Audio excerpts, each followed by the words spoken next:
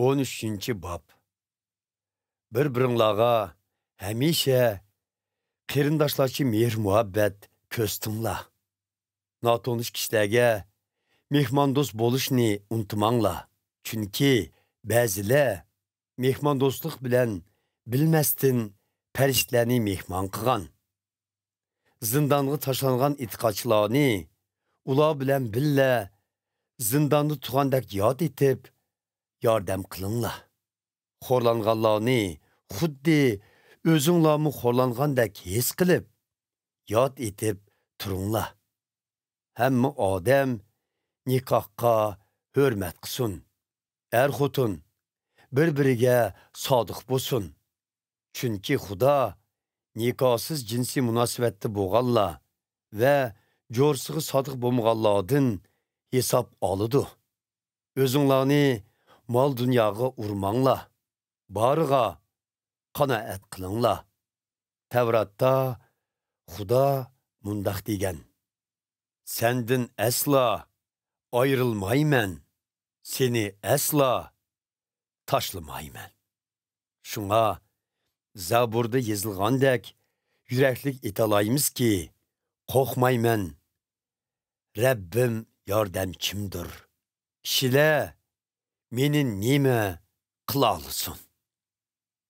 Xudoning sözünü sizlerge yetkizgen yetekçilerini esinglarda tutinglar.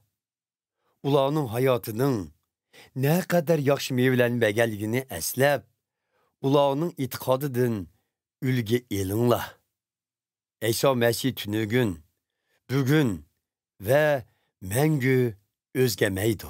Şunun için her xil gayri ta'limlarning ozdurushiga berilib, tuyuq yo'lga kirib qamanglar. O'zinglarni yemakliklar to'g'risidagi qoidalarga rioya qilish bilan emas, Xudoning mehr shafqati bilan mustahkamlanglar.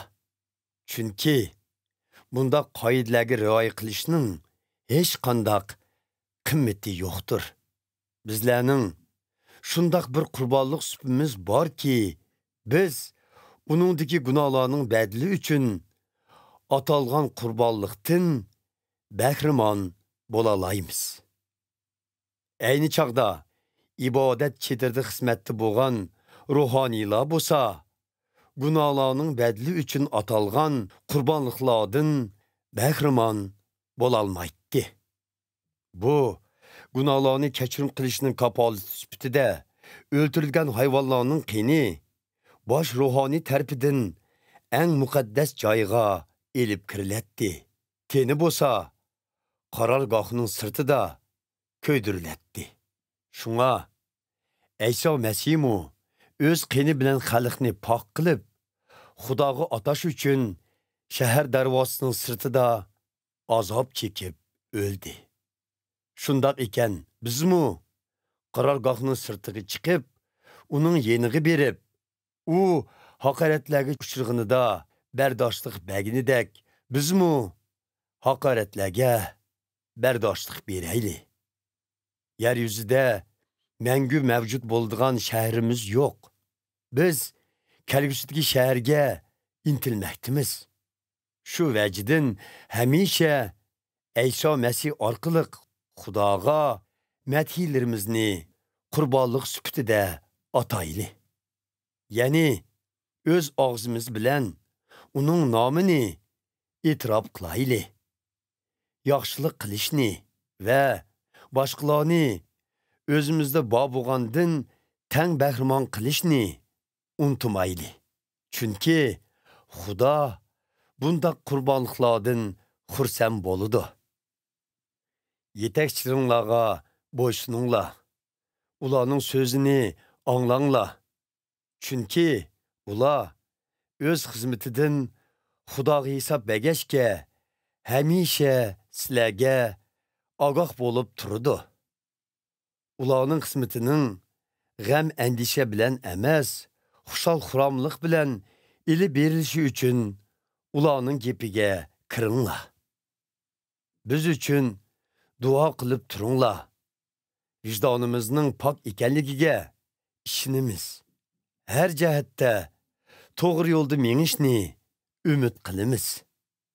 Yeninglarga pat ardı qaytib berishim uchun duo qilishinglarni alohida o'tinaman. Amonlik bergüchi, ya'ni Мәңгүлік әктінің qini orqaliq qo'y podisining katta qo'ychisi bo'lgan Rabbimiz Aysoni o'limdan tirildigan Xudo sizlar ehtiyoj bo'lgan barliq yaxshi narsalar bilan ta'minlab o'z irodasining ijrochilari qilg'ay. Abadil abad shon sharafga loyiq bo'lgan Ayso Masih orqaliq sizlarni o'zini xursand qiladigan ishlarni qilishga yetakligay. Amin. Qarindoshlarim, sizlardan o'tinamanki, bu qisqagina xatdagi nasihatlarimni rozimanlik bilan qabul qilgaysizlar. Qarindishimiz Timotiyning zindondan qo'yib berilganligidan xabardor bo'lgaysizlar. Yaqinda yenimga kelib qolsa, uning bilan billa seni yo'qlab boraman. Barliq yetakchilar va boshqa itqatchilarga salom etqaysizlar. İtaliyadan kelgan qarindoshlar sizlarga salom yo'lladi. Xudoning mehr shafqati hammanglarga yor bo'lg'ay.